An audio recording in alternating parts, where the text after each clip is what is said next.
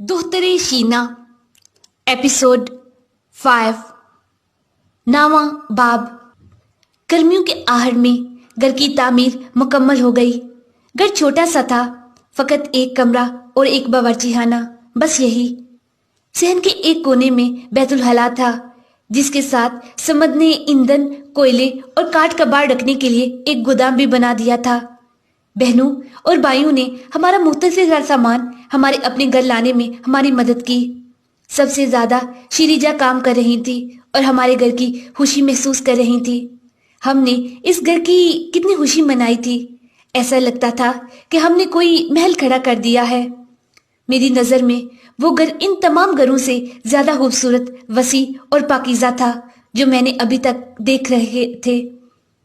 जब हमने सामान चुन दिया तो घर चांद की तरह चमक उठा। अगले दिन समद दोबारा काम पर चला गया।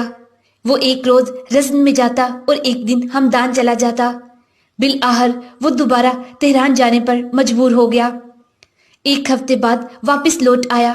वो बहुत खुश था, उसने कोई काम ढूंढ लिया था। मेरी तन्हाई दोबारा शुरू हो गई थी। वो जल्द या बदेर आता जाता रहता। जब वो घर आता तो एक कोने में बैठकर हमारे घर में मौजूद छोटे से रेडियो को कान से चिपकाए बैठ जाता और इसके चैनल तब्दील करता रहता। मैं पूछती, क्या हुआ है, क्या कर रहे हो, आवाज थोड़ी ऊंची करो, मैं भी सुनूं। शुरू में तो उसने मुझे कुछ ना बताया, मगर एक रात उसने अपनी कमीज की जेब से एक छोटी सी तस्वीर निकाली। मुझे दिखाते हुए कहा, यह आगा खुमैनी की तस्वीर है। शाह ने इन्हें जलावतन कर दिया है। लोग मुजाहरे और एहतजाज कर रहे हैं। वो चाहते हैं कि आगा खुमैनी वापस आए, वतन में इस्लामी हुकूमत कायम करें। बहुत से शहरों में एहतजाज हो रहे हैं। इसके बाद वो कमरे के दरमियान खड़ा होकर कहने लगा, लोग तेहरान में इस तरह नारे लगाते हैं। उसने अपने हाथ की मुट्ठी बनाई और चिल्ला कर कहा, शाह मुर्दाबाद, शाह मुर्दाबाद। इसके बाद वो मेरे पास बैठ गया और इमाम की तस्वीर मेरे हाथ में देकर कहने लगा, ये मैं तुम्हारे लिए लाया हूं। जहां तक हो सके इसे देखती रहा करो, ताकि हमारा बच्चा भी इमाम खुमैनी की तरह नूरानी और मोमिन हो। मैंने तस्वीर लेकर देखी। बच्चे ने मेरे पेट में करवट बदली। दिन यके बाद दीगरे गुजरते रहे। हमदान, तेहरान और दीगर शहरों में होने वाले मुजाहरों और एहतजाजात की खबरें काश में भी पहुंच गई थी। समद के छोटे भाई जो तेहरान में काम करने के लिए गए हुए थे, जब वो वापस आते तो खबर लाते कि समद हर रोज मुजाहरों में चला जाता है, बल्कि वो तो हर किस्म के लॉन्ग मार्च और मुजाहरों का लाजमी हिस्सा बन चुका है। एक बार हमारे गांव का एक शख्स ये खबर लाया कि समद और उसके साथ चंद और लोग तेहरान की एक बैरक में गए और वहां से उन्होंने असला लिया। रात को वो असला लेकर रज़्न आए और इसे शेख मोहम्मद शरीफी के हवाले कर दिया। जब मैं इन खबरों को सुनती तो मेरा दिल डोलने लगता। इस बात की फिक्र होने लगती कि समद क्यों खतरनाक कामों में पड़ गया है।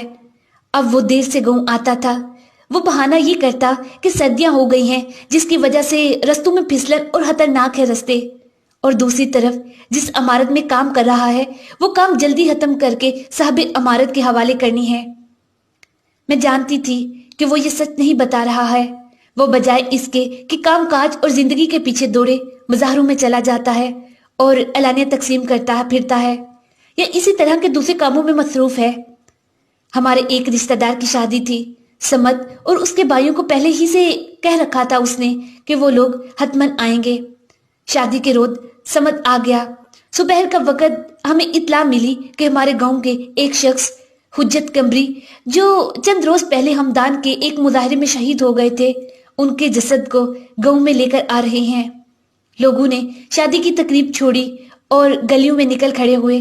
समद इस हजूम के आगे आगे था और मुक्का बनाकर नारे लगा रहा था, शाह मुर्दाबाद, शाह मुर्दाबाद। मर्द आगे आगे और औरतें उनके पीछे पीछे थी। पहले मर्द शाह मुर्दाबाद कहते और उनके पीछे औरतें कहती। घर में कोई भी ना ठहरा था। हुज्जत कमरी के घर वाले भी इस हजूम में शामिल थे। वो रोते जाते और नारे लगाते जाते। नमाज जनाजा के लिए आने वाले हजूम में काफी बशिकवा था। हमने हुज्जत को दफना दिया। समद काफी बेचैन था। उसने मुझे हजूम में देखा तो आकर मुझे खुद घर तक छोड़ गया और कह गया कि वो शहीद कमरी के घर जा रहा है। रात हो चुकी थी। मगर समद अभी तक वापस न आया था। मेरा दिल घबरा रहा था। मैं बाबा के घर चली गई। शीरीजा काफी परेशान थी। वो कह रही थी कि तुम्हारे बाबा भी अभी तक घर नहीं आए। मैंने बथेरा पूछा कि वो कहाँ है, मगर किसी ने कोई जवाब ना दिया। मैंने चादर सर पर ओढ़ी और कहा, अगर ये बात है तो मैं अपने घर चली जाती हूँ। मेरी बहन ने मुझे रोक लिया और जाने ना दिया। मेरी छठी हिस्स ने काम किया और मैंने यही सोचा कि बाबा और समद को कोई हादसा पेश आ गया है। मैंने कहा, मुझे जाना चाहिए, समद भी घर आ जाएगा, मेरे लिए परेशान हो जाएगा। खदीजा ने देख लिया कि मैं पीछे हटने वाली नहीं हूं, तो उसने अंदाजे में बताया कि मैं अचानक परेशान न हो जाऊं। सुल्तान हुसैन को गिरफ्तार करके ले गए हैं। सुल्तान हुसैन हमारे गांव का था। मैंने पूछा, क्यों? खदीजा ने वैसे ही आराम से जवाब दिया, सुल्तान हुसैन ही तो खबर लाया था कि हुज्जत को ले आए हैं। वो इस चीज की वजह बना कि लोग मुजाहरे करें और नारे लगाएं। इसी वजह से इसे गिरफ्तार करके दमक के थाने में ले गए हैं। समद भी थाने चला गया है, बल्कि सुल्तान हुसैन को आजाद करवाना चाहता था, लेकिन तुम्हारे बाबा और कुछ दूसरे लोगों ने इसे अकेला नहीं जाने दिया और खुद भी उसके साथ चले गए हैं। बाबा का नाम सुनते ही मैं रोने लगी और अपनी बहनों और माँ पर बरस पड़ी। आप लोगों की गलती है, आपने बाबा को जाने ही क्यों दिया? वो बूढ़े हैं और बीमार हैं। अगर इन्हें कुछ हो गया तो आप लोग कसूरवार होंगे। मैंने वो पूरी रात जाग कर गुजारी। अगली सुबह बाबा और समद आ गए। वो खुश थे और कह रहे थे क्योंकि हम लोगों ने एका कर लिया था, इसलिए उन्होंने सुल्तान हुसैन को आजाद कर दिया, वरना नहीं मालूम इसके सर पर क्या मुसीबत आ जाती। दोपहर के नजदीक समद ने कपड़े बदले। वो तेहरान जाना चाहता था। मैं परेशान हो गई। मेरा दिल नहीं चाहता कि तुम जाओ। आज या कल बच्चा पैदा हो जाएगा तो फिर हम तुम्हें कहाँ ढूंढेंगे? उसने हमेशा की तरह मुस्कुराते हुए जवाब दिया, परेशान मत हो, मैं खुद पहुंच जाऊंगा। मैंने मुंह बना लिया। वो अपना कोट उतार कर बैठ गया और कहने लगा, अगर तुम नाराज होती हो ना तो फिर मैं नहीं जा सकता, लेकिन तुम्हारी जान की कसम मेरे पास एक रियाल तक नहीं है।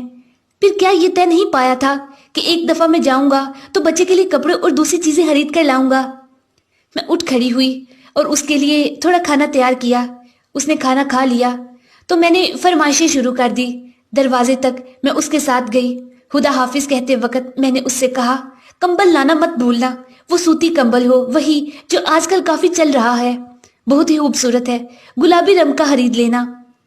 जब वो गली की मोड़ से मुड़ा तो मैंने चिल्लाकर कहा, अब मुजाहरों में ना जाना, वहां खतरा होता है, हम तुम्हारे मुंतजिर रहेंगे। मैं घर वापस चली आई। ऐसा लगता था कि घर अचानक मट्टी मट्टी होकर मेरे सर पर आन गिरा है। उदासी और तारीकी ने घर को अपनी लपेट में ले लिया था। मुझ में रहने की ताकत न रही थी। चादर ओढ़ी और बाबा के घर चली गई। समुद्र को गए हुए 2 रोज गुजर चुके थे। मुझे महसूस हुआ कि मेरी हालत रोजाना की तरह नहीं है। कमर और पेट में दर्द हो रहा है। मैंने अपने आप से कहा, मुझे बर्दाश्त करना चाहिए, इतनी जल्दी तो बच्चा दुनिया में नहीं आता ना। बहरहाल मैंने अपना काम मामूल के मुताबिक इंजाम दिए। खाना लगाया। 2-3 जोड़े कपड़ों के जो मैले पड़े थे इन्हें उठाकर सहन में चली गई और कायश की इस बर्फ और सर्दी में बैठकर इन्हें धोया। जोहर हो गई थी। मैंने देखा कि अब मुझसे और बर्दाश्त नहीं हो रहा। मैं गिरती पड़ती खदीजा के पास पहुंची। उसने अपने एक बच्चे को दाई की तरफ दौड़ाया और मेरे साथ हमारे घर आ गई। मैं दर्द के मारे में चीख रही थी। खदीजा जल्दी जल्दी मेरे लिए गर्म पानी और नबात का इंतजाम कर रही थी और दम लगाकर ज़ुफ़रान मुझे खिलाने के लिए दे रही थी। थोड़ी देर के बाद सुपहर के वक्त शीरीजा और मेरी बहनें भी आ गईं। जैसे ही अजाने मगरिब का वक्त नजदीक हुआ तो बच्चा भी दुनिया में आ गया। इस रात को मैं किसी सूरत भी नहीं भूल सकती। हल्की सी आवाज पर मैं बिस्तर पर उठकर बैठ जाती। दिल चाहता था कि दरवाजा खुले और समद आ जाए। अगरचे सुबह तक बच्चे के रोने की वजह से मेरी आंख न लगी, मगर जब भी थोड़ा झपकी आती तो ख्वाब में समद को देखती और घबरा कर नींद से उठ जाती। बच्चे की पैदाइश को 1 हफ्ता गुजर चुका था। इसे पंगूड़े में सलाया हुआ था और कोई आवाज आई। शीरीजा कमरे में थी और मेरी और बच्चे की देखभाल कर रही थी। समद के कमरे में दाखिल होने से पहले माँ बाहर चली गई। समद आया और मेरे बिस्तर के पास सर झुकाकर बैठ गया।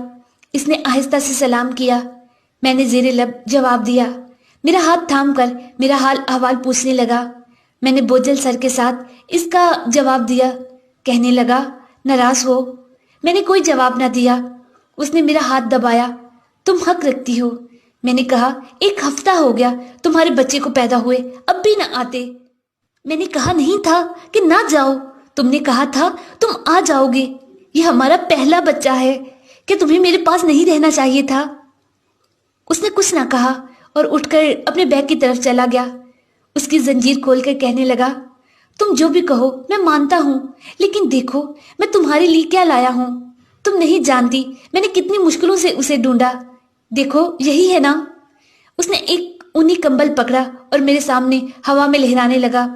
वो गुलाबी न था बल्कि नीला था, जिसमें सफेद रेशे थे। मैं यही कंबल चाहती थी। वो एक मरब्बा शक्ल का कंबल था, जिसके एक कोने पर सुरमई, नीले और सफेद ऊनी धागे से कढ़ाई की गई हुई थी। मैंने कंबल लिया और गहवारे के साथ रख दिया। उसने पूरी दिलचस्पी से कहा, तुम नहीं जानती मैंने कितनी मुश्किल से इसे खरीदा था। अपने 2 दोस्तों को लिया और इन्हें मोटरसाइकिल के पीछे बैठाकर सड़कों पर मारा मारा फिरा। एक सड़क के इस तरफ देखता और दूसरा दूसरी तरफ। बिलाहर मैंने खुद ही इसे ढूंढ लिया। एक दुकान के काउंटर के पीछे लटका हुआ था। मैंने आहिस्ता से कहा, बहुत शुक्रिया। उसने मेरा हाथ अपने हाथ में लिया और दबाकर कहने लगा, तुम्हारा शुक्रिया। मैं जानता हूँ तुमने काफी तकलीफ झेली है। काश मैं तुम्हारे पास होता। मुझे माफ कर दो कदम, मैं जानता हूँ मेरा ही कसूर है। अगर तुम माफ नहीं करोगी तो मैं क्या करूँगा? उसके बाद उसने झुककर मेरे हाथ पर बोसा देकर इसे अपनी आंखों पर रख लिया और मेरा हाथ गीला हो गया। उसने कहा, लाओ मेरी बेटी को, मैं भी तो देखूं। मैंने कहा, मेरी हालत ठीक नहीं है, खुद ही उठा लो। उसने कहा, नहीं, अगर तुम्हें जहमत ना हो तो खुद इसे उठाकर मेरी गोद में रखो। बच्ची को तुम्हारे हाथ से लूंगा तो इसका अपना ही लुत्फ है। मेरा पेट और कमर में काफी दर्द हो रही थी, लेकिन फिर भी मैं मुश्किल से नीचे झुकी और बच्ची को पंगोड़े से उठाकर इसकी गोद में रख दिया। इसने बच्ची को चूम कर कहा, खुदाया तेरा लाख लाख शुक्र, तूने कितनी खूबसूरत और प्यारी बच्ची अता की है। इसी रात समद ने सबको दावत दे रखी थी। मेरे बाबा ने हमारी पहली बच्ची का नाम तजवीज किया, हदीजा। जब मेहमान आओ भगत कर चुके तो मैंने पूछा, कितने रोज रहोगे? उसने कहा, जब तक तुम्हारा दिल चाहे, 10-15, जितने रोज कहो। मैंने पूछा, वहां तुम्हारा काम क्या है? उसने बताया, एक इमारत तैयार करके मालिकों के हवाले कर दी है। इसका काम खत्म हो गया है। 2-3 हफ्ते के बाद नए काम की तलाश के लिए निकल जाऊंगा। उसका आना भी बराए नाम ही था। अगर वो हमारे पास ना होता तो या तो वो हमदान में होता या रज्म में या फिर दम में। मैं बच्ची की देखभाल या फिर गर्दारी में मशगूल रहती। एक रात दस्तरखान बिछाया और इस पर प्लेटें चुनने लगी। समद हमेशा की तरह रेडियो ऑन किए अपने कानों से चिपकाए बैठा था। मैं सालन वाला देशकर उठाकर लाई और उसे आवाज दी, इसे छोड़ भी दो और खाना खा लो, मुझे सख्त भूख लग रही है। वो ना आया। मैं बैठी इसे देखती रही। मैंने देखा कि अचानक इसने रेडियो को जमीन पर रखा और उठ खड़ा हुआ। हवा में एक चुटकी बजाई और कमरे में इधर उधर चलने लगा। इसके बाद हदीजा के पास गया और इसे पंगुड़े से निकाल लिया। फिर इसे गोद में उठाकर बोसे दिए और एक हाथ पर रखकर बुलंद किया।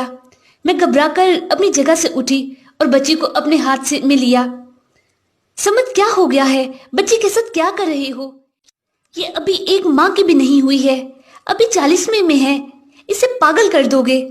वो हंसते हुए घूम रहा था और कहे जा रहा था, खुदाया तेरा शुक्र है, खुदाया तेरा शुक्र है। मैंने हदीजा को पंगोड़े में लटकाया। उसने मेरे शाने को पकड़कर हल्का सा दबाया और सर पर बोसा देकर कहने लगा, कदम, इमाम आ रहे हैं, इमाम आ रहे हैं। तेरे और तेरी बच्ची पे कुर्बान जाऊं कि ये तेरी नेक कदम वाकया हुई है। इसके बाद उसने अपना कोट कोंडी से उतारा। मैंने ताज्जुब से पूछा, कहाँ?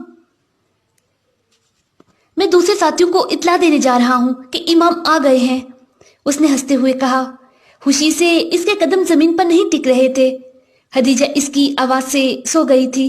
मैंने पूछा, तो खाना? मुझे भूख लग रही है। उसने पलटकर तेज निगाहों से मुझे देखा। इमाम आ रहे हैं और इस वक्त भी तुम्हें भूख लग रही है? अपनी जान की कसम, मुझे तो भूख खत्म हो गई है। मैं तो बिल्कुल सैर हो चुका हूँ। मैं बहबूत होकर इसे देखती रह गई। जब तक तुम नहीं आओगे मैं खाना नहीं खाऊंगी। काफी देर गुजर गई मगर वो ना आया। मुझे महसूस हुआ कि भूख से आंतें कुल्हुअल्लाह पड़ रही हैं। मैंने खाना डाला और खा लिया। दस्तरखान को लिपटा और हदीजा जाग गई। वो भूखी थी। उसे दूध दिया, इसके कपड़े बदले और पंगोड़े में दोबारा सुला दिया। इसके बाद मैं खिड़की से बाहर फैलती तारीकी पर नजर गाड़े बैठी गई। इसी रात और इसी हालत में मुझे नींद आ गई। रात काफी गुजर चुकी थी कि दरवाजे की आवाज से मेरी आंख खुल गई। समझ आ गया था। आहिस्ता से उसने कहा, यहाँ क्यों सोई हुई हो? उसने मेरा बिस्तर बिछाया और मुझे उस पर लेटा दिया। मेरी नींद उड़ चुकी थी। मैंने पूछा, खाना खाया? दस्तरखान के पास बैठकर कहने लगा, अब खाऊंगा। हदीजा जाग गई थी। मैंने उठने के लिए लहाफ को एक तरफ किया तो उसने कहा, तुम सोई रहो, थकी हुई हो। मैं उठकर बैठ गई। वो खाना भी खा रहा था और पंगूड़े को भी हिला रहा था। हदीजा आहिस्ता आहिस्ता सो गई। उसने उठकर बत्ती बजाई। मैंने कहा, खाना? उसने कहा, खा लिया। अलल सुबह जब मैं नमाज के लिए उठी तो देखा वो अपना बैग बांध रहा था। मैंने रूहानसी होकर पूछा, कहाँ? उसने जवाब दिया, मस्जिद के साथियों के साथ तय पाया है कि अजान के बाद हम निकल खड़े होंगे। मैंने तुम्हें बताया था ना कि इमाम आ रहे हैं। अचानक मेरे आंसू ढलकने लगे। मैंने कहा, जब से तुम मेरी जिंदगी में आए हो या तो ट्रेनिंग में मसरूफ रहते हो या काम के पीछे भागते रहते हो, और अब ये, आखिर मेरा क्या गुनाह है? जब से शादी हुई है तुम एक हफ्ता तक भी मेरे पास नहीं ठहरे हो। तेहरान चले गए हो। जब तेहरान चले गए थे तो कहा घर बनाऊंगा तो काश ही में कोई काम धंधा ढूंढ लूंगा, मगर तुम ना आए। मैं जानती हूँ कि तेहरान तो सिर्फ एक बहाना है। हकीकत में तुम मज़ाहरों और एलानात को तकसीम करने और इसी तरह के कामों में मशगूल रहते हो। अगर तुमने यही सब कुछ करना था तो शादी ही क्यों की? मुझे अपने बाबा से क्यों जुदा किया? शादी कर ली ताकि इस तरह मुझे अजाब में मुब्तला रखो। मेरा कसूर ही क्या है? मैंने शादी की कि खुशकिस्मती मेरे कदम चूमे। मैं नहीं जानती थी कि मेरे शब रोज गम में होंगे और इसी फिक्र में गालता रहूंगी कि मेरा शोहर आज रात आता है, कल रात आता है। हदीजा मेरे रोने की आवाज से जाग गई थी और रोने लगी थी। समत पंगुड़े को हिलाते हुए कहने लगा, तुम सच कहती हो, जो कुछ भी कहो मैं कबूल करता हूँ, लेकिन कदम की जान की कसम, ये मेरी आखिरी दफा है। इस दफा मुझे जाने दो और इमाम से मिलने दो। इसके बाद अगर मैं तुम्हारे पास से हटकर कहीं गया तो जो कहोगी मंजूर है। हदीजा ने रो रो कर कमरा सर पर उठा रखा था। मैंने पंगुड़े के बंद खोले और इसे गोद में उठा लिया। वो भूखी थी। समद आकर मेरे पास बैठ गया। हदीजा गिटर गिटर दूध पी रही थी। इसने झुककर हदीजा को बोसा दिया और अपनी आवाज को बच्चों जैसी आवाज में तब्दील करके कहने लगा, मैं तुमसे और तुम्हारी माँ से बहुत शर्मिंदा हूँ और वादा करता हूँ कि इसके बाद तुम्हारे पास ही रहूंगा। आगा हुमैनी आ रहे हैं। तुम और तुम्हारी माँ दुआ करो कि वो सही सालम और हरियत से पहुंच जाए। उसके बाद वो खड़ा हो गया और एक खास अंदाज में मुझसे कहने लगा, कदम, तुम्हारी सांसें नेक हैं, तुम अभी अभी गुनाह से धुली हो। इमाम के लिए दुआ करो कि उनका जहाज सलामती और हिरियत से उतरे। मैंने रोकर कहा, मेरा दिल तुम्हारी खातिर बहुत बेचैन हो रहा है। मैं कब जी भरकर तुम्हें देखूंगी। उसकी आंखें सुर्ख हो गई। तुम सोचती हो कि मेरा दिल तुम्हारे लिए उदास नहीं होता? बेइंसाफ, अगर तुम्हारा दिल फकत मेरे लिए मुस्तरब होता है तो मेरा दिल तुम दोनों के लिए बेकरार हो जाता है। उसने झुककर मेरे चेहरे पर बोसा दिया। मेरा चेहरा भीगा हुआ था। कुछ दिन बाद ऐसा लगा कि गांव में जलजला आ गया हो। सब लोग गलियों, घरों की छतों और गांव के मरकजी मैदान की तरफ निकल आए थे। वो एक दूसरे को मिठाइयां पेश कर रहे थे। औरतों ने तनूर रोशन कर दिए थे और इनमें रोटियां और कमाज पका रही थी। सब कह रहे थे, इमाम आ गए। मुझे इस वक्त समत की फिक्र लगी हुई थी। मैं जानती थी कि वो हम सब से ज्यादा इमाम से लगाव रखता है। मेरा दिल चाह रहा था कि काश मैं परिंदा बन के उड़ती होती और उसके पास जाती और फिर हम इकट्ठे जाकर इमाम को देखते। کالش میں ایک دو گھروں کے علاوہ کسی کے پاس ٹیلی ویژن نہیں تھا۔